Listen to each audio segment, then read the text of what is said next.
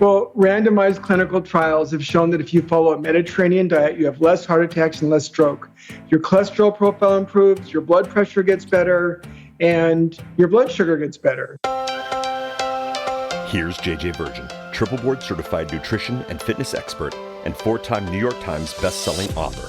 It's time to reignite wellness.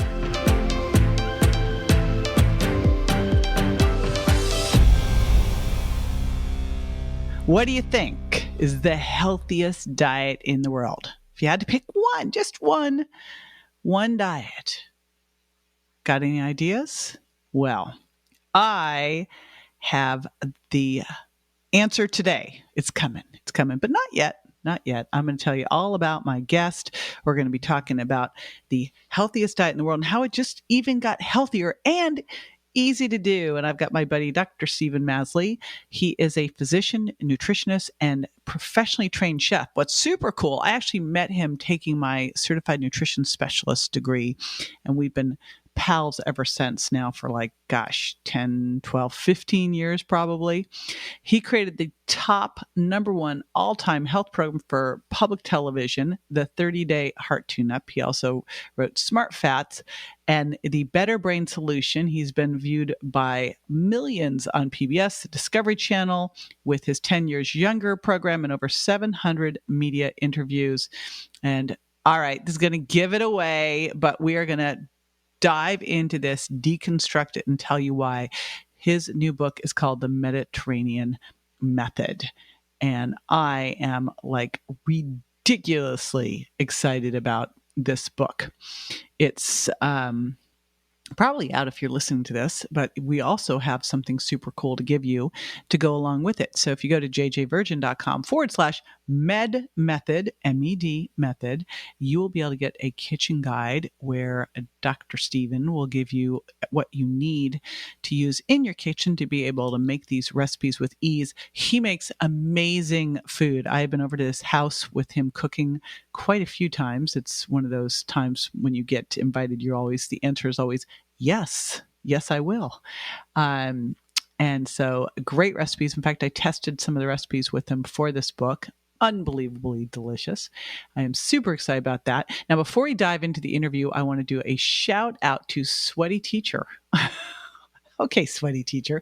Sweaty Teacher 5-star review says, "Thank goodness.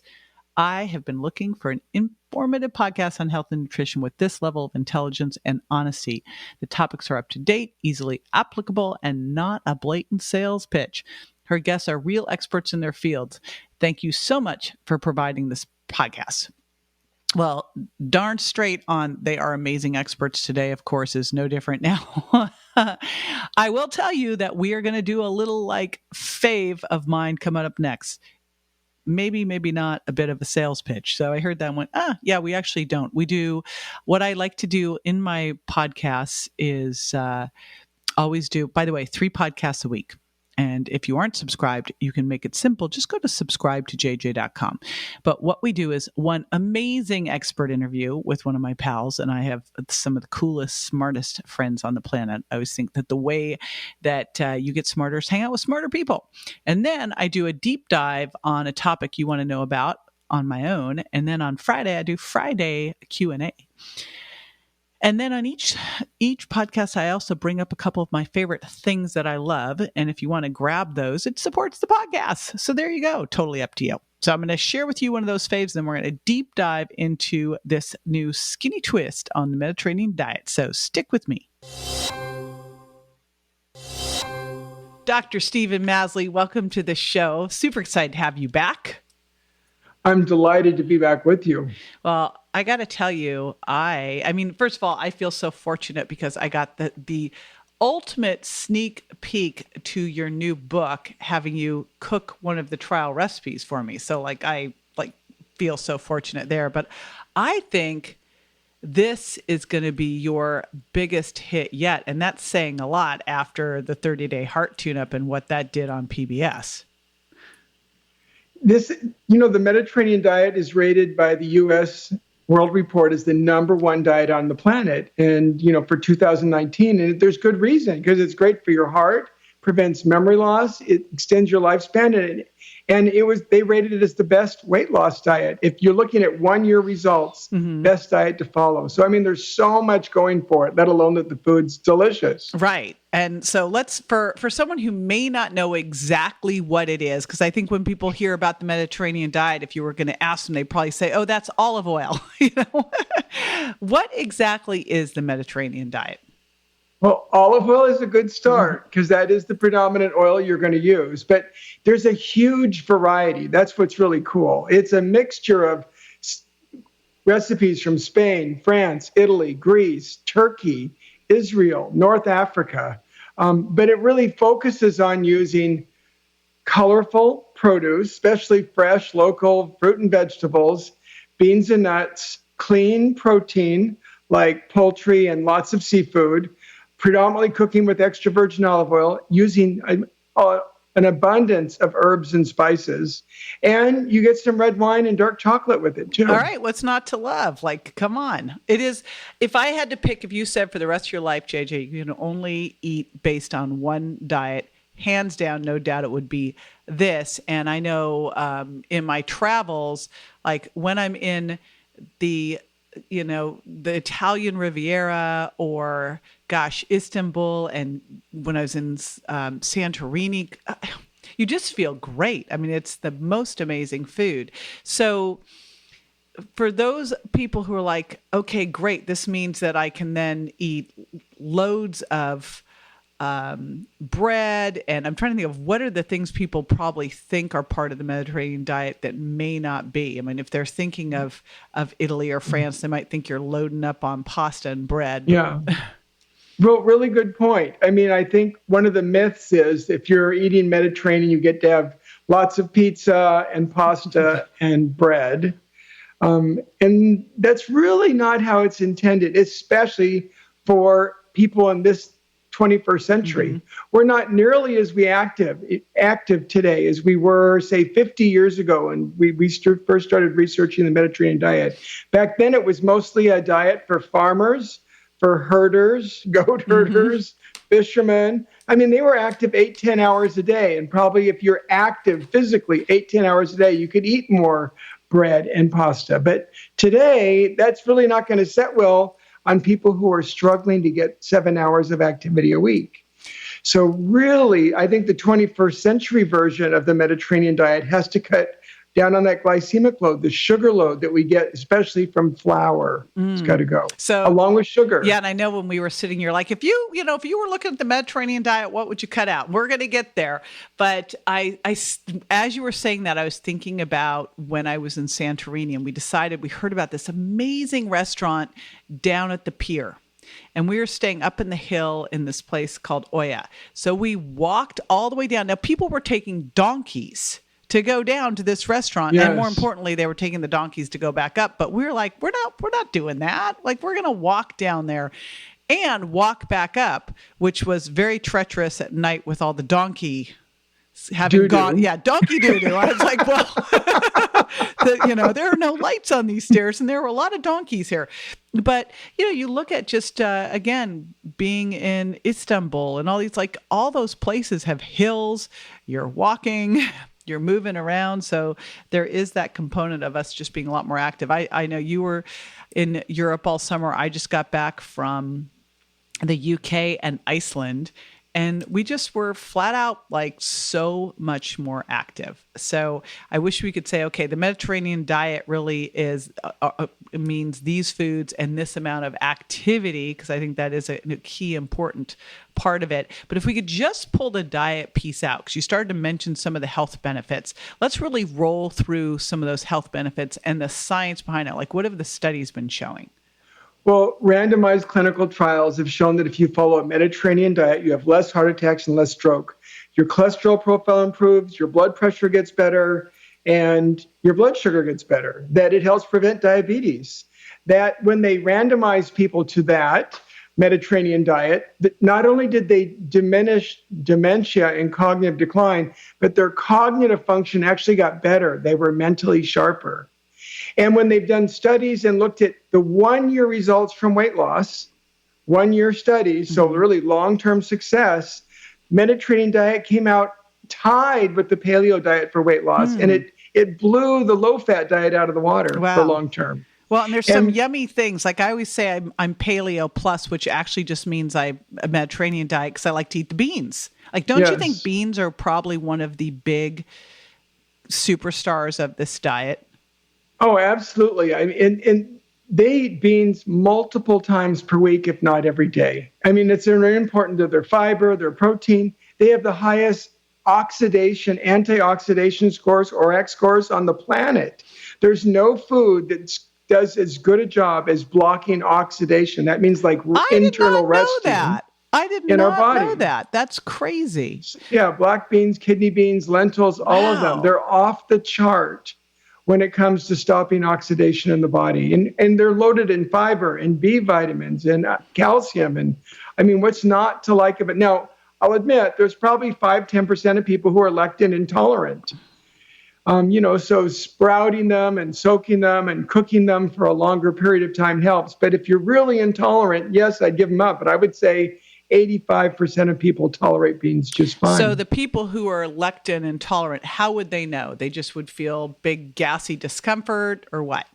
Gassy discomfort. I mean, anybody. I mean, here's the sad reality in the U.S. that oftentimes people will eat beans in excess, like 2 bowls of chili, and they'll eat them once a month, and they get really gassy. Well, they probably had a lot of beer and some wings with it too.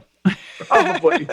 So, but the goal is to eat little bits regularly. Yeah. And that really does make a difference. You build up enzymes and you tolerate them. Yes, so that was a great hack that our buddy Dr. Alan Christensen gave me when I wrote Sugar Impact Diet and said, okay, have beans. He goes, just have a tablespoon or 2 every day and condition your gut. Then you'll be able to handle them. Yes, exactly. So what were you going to say? Just that. All Start right. with a couple tablespoons, maybe work up to a 1/4 cup, have them every day. And there's actually studies. You had to have a roommate, and they kept track in the study. And those people who ate beans every day for a month had less gas at the end than they started with. Well, there's a rotten job to have if you were. It's like, wow. That's a hilarious study. Any other big benefits? And what else are like, when I think of the big rock stars of this diet, I would assume it's the fish, the legumes, all the vegetables, and the olive oil are probably the things that are the most important, right? Those are big ones. Yeah, I think red wine is a minor player. It's really, of course, it's red beneficial. Wine. Come but on. I'm not going to put it up there as important as your, green leafy vegetables. Right. But yeah, red wine adds some benefit. Chocolate has become a big part of Mediterranean lifestyle, so dark chocolate. Mm-hmm. Those are all, and olives for an appetizer. It's hard to go wrong with a diet like that. You know what's so great and everything you've just said is there's nothing weird there. There's nothing where you're going to go, oh my gosh, okay, now you got to go find this ingredient, build up a taste for it, because I know it's a little off the charts. Like, if I said, all right, now you're going to be eating some kimchi, sauerkraut, and, some sprouts every day. And you'd be like, So what about that? Like, for following this diet, how have you found it in terms of using it with your patients, them being able to be compliant on it? Well, that's maybe one of the biggest benefits. When they've looked long-term at following a Mediterranean diet, it has the highest compliance of any diet ever offered. You're not having to cut out any major food groups. It's not like you're saying low carb or low fat or none of this or none of that. Yes, you're not supposed to eat processed food. It's supposed to be real food. But there's not restrictions on, if it's a holiday, you can have a festivity and live it up. The goal is to be in good enough health so you can just have fun once in a while. Yeah. Obviously, if someone has a food allergy, they shouldn't ignore that. I don't mean stick. If you've proven that you're intolerant of something, stay away from it. But otherwise, a Mediterranean diet, it doesn't eliminate entire food groups. And the food's delicious. It's generally simple and easy to prepare, the recipes. So it makes it easy to stick with. Now, and I remember you asked me the question, hey, if you were going to modify the Mediterranean diet, what would you do? Yes. And I'm like, wow, and you were like, that's it. And so you've done a twist on this Mediterranean diet. This is why I think this to me makes so much sense, is just a way, we always talk about diets, should be a lifestyle, but yet it's some restrictive thing that could never possibly be a lifestyle, right? But this truly could. And with the twist you've made on it, you've really like brought it into the 21st century. So let's talk about what you've done to like upgrade it. Well, the skinny twist on a Mediterranean diet is really to decrease the sugar load, the glycemic load. Because that's if you did anything wrong with this diet, it would be too much bread, too much pasta, too much pizza. You could potentially ruin it with too much sugar and flour. So I've really dialed back on the glycemic load, the sugar load, and the flour load.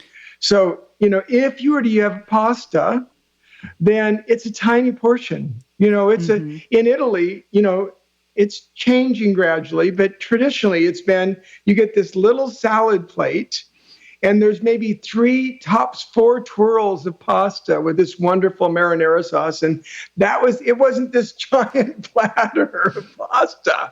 So, a couple times a week, if you had pasta, you're just having a taste and you're having it as an appetizer. And then you have your main course with vegetables and protein and then, some berries for dessert. So, and you obviously with a little red wine on the way. So yeah, that's a very different way of approaching pasta or rice or anything else, to think of it.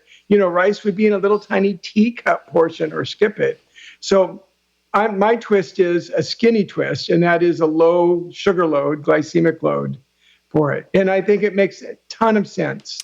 Totally. And you know what else it does? It takes out the trigger foods, the foods that we do tend to lose it on, where, no one's going to sit down. I've never heard anyone say, oh my gosh, I lost my mind on that salmon, or I really pigged out on those lentils, or I so overate on that broccoli, I hate myself, right? You're not hearing that. Or man, I drank way too much olive oil last night.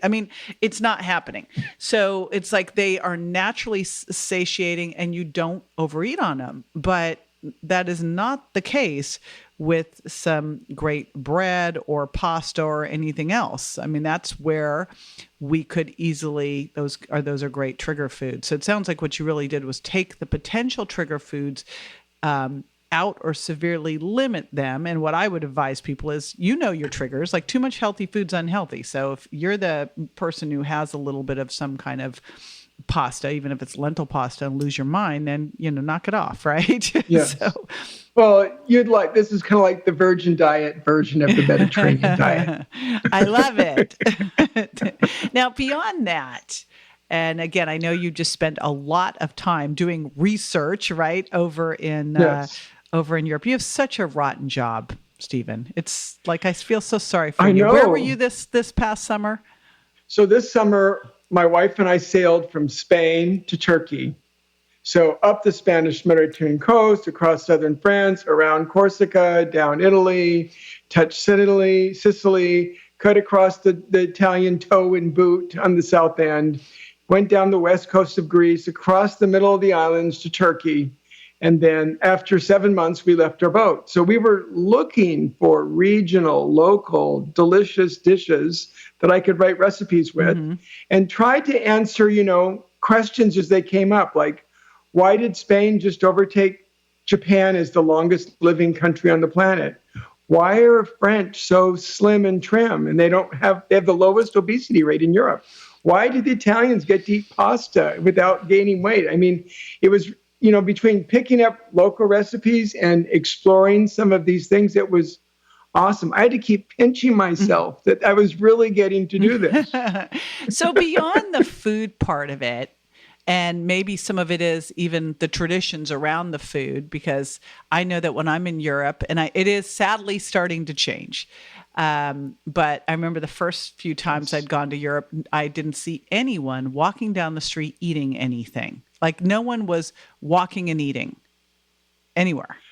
That's pretty rare still. So, the exception in summertime and on vacation in the summer, you might see someone with gelato or ice cream or something like that. But generally speaking, you're saying something that's really culturally true, that the French, the Spanish, the Italians, they don't snack. Yeah, they don't snack. They have meals. And they have meals. They take time for meals.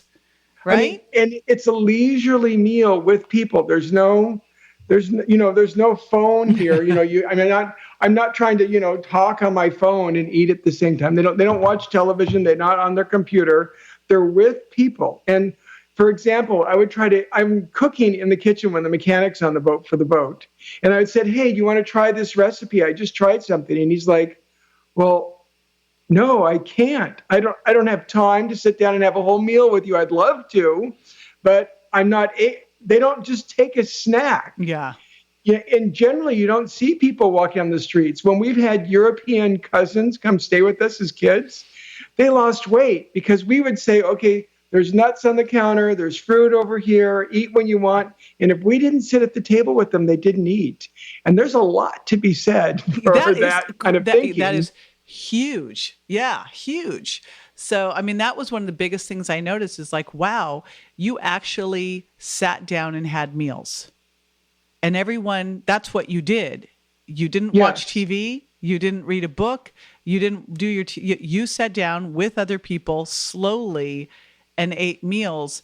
And it wasn't loads of plates. It was a little bit of food. And then you took a break and then you had a little bit more. It was like this long drawn out thing where you ate less food than most of us would eat on the run, rushing around. So yeah, isn't that amazing? So yes, you might have 3 different plates of food in a leisurely fashion spread out. So first you might have a soup or a salad, and then you might have your main course, and then you'd have fruit for dessert, and you sit and chat and talk through the whole thing. And yes, we're talking, if you go to a restaurant, it's always an hour and a half. There's no 30 minutes. Yeah, no, there's no express meal. I am sad to see, though, like all these terrible fast food restaurants that we are just, it's like, so, hopefully they'll be able to hold on to those traditions. So beyond that, what else do you see there? Because you really got to spend a lot of time and get indoctrinated that we could put in, because I think when we look at this Mediterranean diet, it's more than the food. Yes, absolutely. So when you think about it, like we talked about activity, they're very active, and they're not active like going to a gym. They're much more likely to be social. 2 or 3 women or men will go for a bike ride, that they'll go for a walk together, and they're oftentimes outdoors in nature. So not only are they having more minutes of activity per week, and not only do they walk to the grocery store every day, which is active, but they're with nature a lot. They sit outside to eat meals. They go to parks. They go where it's beautiful. They watch the sunset. I mean, so nature, activity, and then they have this community bonding, like over food. So they're very much into shopping most days, cooking together. It's not like someone's slaving in the store by themselves. The family gets together in the kitchen when food's being prepared, and then you eat it in a social community way. So between activity and nature and freedom from devices over food time, and, so they've got several things that help manage their stress and make them calm. And there's a lot to be said for that. Now, here's the other piece of that you just said that I think is interesting, is that they grocery shop every day. And that's what I noticed too, is that, people, and not so much in the UK, I noticed this much more in France and Italy and Greece and Turkey, is that they would just get a little bit of fresh food every day versus so we're sitting here trying to find foods with long shelf lives, which is not what you want, So that was the other key thing, is making fresh food. And you want food that I had a great nutrition mentor who once said, you want competition for your food. If your food has a long shelf life and bugs aren't touching it, there's a problem here, right? Yes. So good, clean, fresh food spoils. And they don't use any preservatives. And when they do buy bread, it's hard as a brick the next day. There's nothing, there's no chemicals in it to make it last. You're eating much more in season. And they're much more likely to eat, seasonal fruit that's local too, or vegetables. I mean, It's what's grown in their community. So that has benefits way beyond just our personal health, but for the planet as well. Yeah, that whole idea. Another one I was taught early on, and I'm like, we've so gotten away from this in the U.S. where you have stuff flown in from all over the place. Well, God forbid we couldn't have our grapes all year round and our bananas and all that, but to eat seasonal, local, organic, so that your diet varies naturally throughout the year, which is also important. So all key, cool, important things. So I've had the good fortune on multiple occasions to cook with you, but more often I'm standing there handing you a spoon. So let's be honest, watching you, because here you are, you're an MD and a chef and a nutritionist, like the trifecta out there. I know you're going to be giving all of us a kitchen guide that will go along with this book. Do you know what you're doing in there with us? Can you give us a little insider peek? I wanted to come up with what are the tools I use in my kitchen. I thought what would be really helpful if you're trying to get a jump start on using Mediterranean foods. What tools do you need? I tried to keep it simple. My kitchen here, I've got a lot of gadgets, but when I'm on the boat, which is half the year now, I don't have that much space. So what are the bare minimum tools you need to make fantastic food? So I put in my bare minimum list and, a little more, things from when I'm at home. But also, what ingredients do I keep on the boat and at home? What if I looked at both places I live, one in Europe on a little boat with not much storage, here with a lot of cupboards and a pantry, what are those ingredients I always have on hand so that you could get those? And it's so much easier to cook when you know what things to have. And when you go to the store, kind of a mental checklist, I got to get A, B, and C. I was thinking that would be the simplest thing to give people a jump start to following a Mediterranean lifestyle. Cool. Well, we love checklists. So now it doesn't have to be a mental checklist. You can take the guide and you'll be able to get that at jjvirgin.com/med method. So that's for Mediterranean Method. That's the book. So you'll be able to get the guide. You'll be able to get a link to the book, because I know you also have some cooking videos that are going to go along with the book. So all sorts of cool stuff that will make it easy to put this into practice. And again, if you had to pick one way to eat for the rest of your life, I use the Virgin diet to figure out which foods work for you and which foods don't, and sugar impact diet to help you get the sugar out of your diet and keep it from sneaking in. But those are not meant to be long-term. Those are meant to be discovery diets. This is what it's moving you towards. So I was super excited. Again, I think this is going to be your biggest hit to date, which is saying a lot. And I honestly can't believe no one's done this yet. When you told it, I'm like, why hasn't this been done yet? So thank you for doing it. I also know that your recipes are always amazing. So you've got recipes in the book too, right? Absolutely. 50. And this book actually comes with photos, so you can actually look at them, 20 photos, like for a coffee table, setting. Oh, nice. Along with 50 of my favorite Mediterranean recipes. Fabulous. Awesome. Cool. Now, after the break, I am going to give you a couple key takeaways from today that you can put into immediate action. So stay with me. Welcome back. All right. So this is where I give you top takeaways, and we are going to put it into action. It's like all this cool stuff with nothing, and you don't do anything with it is like, eh. So want to make sure that you do. There were a lot of takeaways during today's talk. And so I want to give you a couple things to think about. One of the things I loved that Stephen brought up was this concept of eating regionally and seasonally, locally. So meaning that, if blueberries are fresh and in season where you're at, enjoy blueberries. If broccoli's in season, great. If they're flying it in from across the world, skip it on over. So this is where you really do want to go to the locals farmers markets or join a collective and make sure that you're getting whatever is fresh and local. I'm loving what's happening in a lot of the local health food stores. I know here in Tampa, where I am now a resident, at both our Whole Foods and our Sprouts markets, they have local seasonal produce. Awesome. So that's the first one, is eat local and seasonal. Now, the next one is really around timing.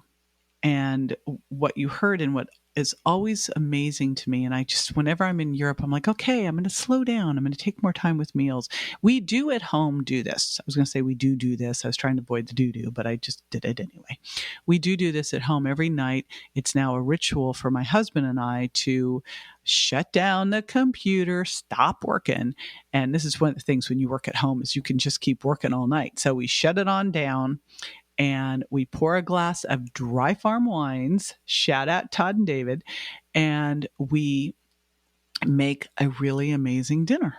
And generally, our typical dinners are some kind of great vegetable, a little bit of a clean protein.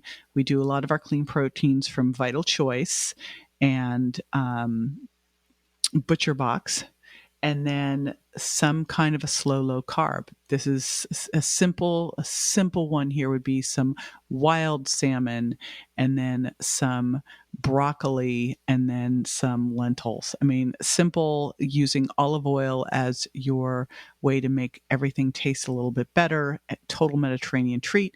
And then we always have a little bit of dark chocolate. So, I mean, we are absolutely living this kind of Mediterranean. Where I always said I was paleo plus is I like to throw some legumes in.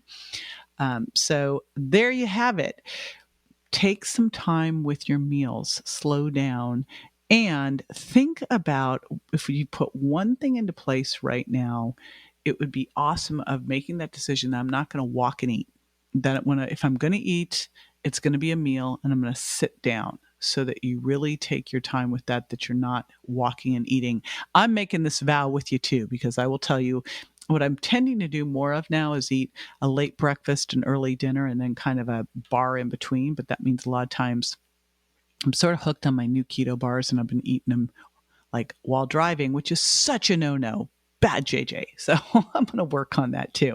All right. So I mentioned the kitchen guide that Dr. Stephen Masley has. We'll also link to the Mediterranean Method book, so you can learn how to grab that and get the cool videos that he's done or showing how he's making some of these recipes.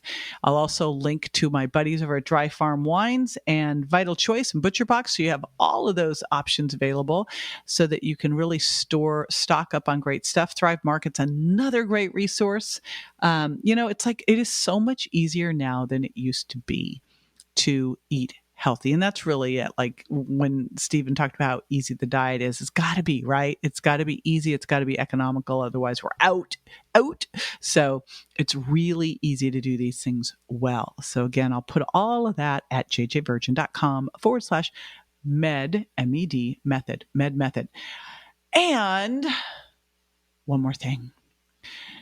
If you've not yet left a review, I would love to shout you out. If you've noticed at the beginning of each show, I do a shout out. So I'd love that to be you. Be sure to include your name in the review. We get some very funny names here, like Sweaty Teacher. So leave a review, subscribe, share this with your pals. My big goal is to help 1 billion people get healthy. And obviously I need some help with that. So thank you in advance, and I'll see you next time. Bye.